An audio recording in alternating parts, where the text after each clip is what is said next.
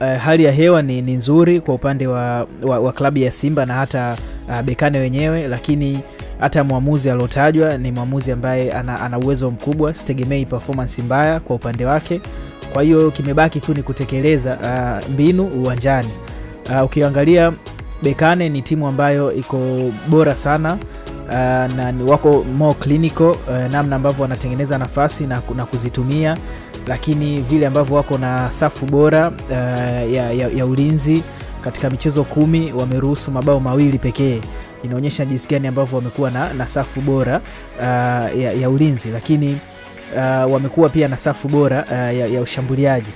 Kwa hiyo ni timu ambayo imetimia, imekamilika kila idara. Simba wana kazi kubwa ya kucheza ugenini, kuhakikisha kwamba wanawadhibiti Bekane, na Bekane sio timu ambayo inamiliki sana mpira. Ukiangalia wao ni timu ambayo wanapiga sana mipira mirefu, na wanaweza wakatumia pasi 3 mpaka 4 au pasi 2 mpaka 3, wameshafika golini kwako na tayari wamefanya maamuzi.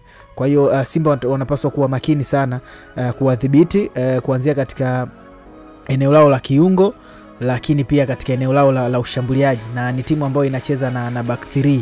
Kwa hiyo ikiwa wanacheza na back 3, maana yake mawing back wao wanakuwa wana focus sana kwenye kushambulia. Kwa hiyo Simba wanatakiwa kuanza kujilinda kuanzia kwa washambuliaji wao, Kibu Dennis winga pamoja na Eli Mpanzu, lakini pia Jean Charles pamoja na striker ambaye ataanza kama ni Ateba au Mukwala.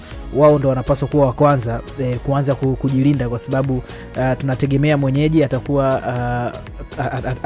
atamiliki mpira, lakini atakuwa anashambulia sana. Kwa hiyo lazima mgeni uwe bora katika kujilinda na kufanya mashambulizi ya kushtukiza.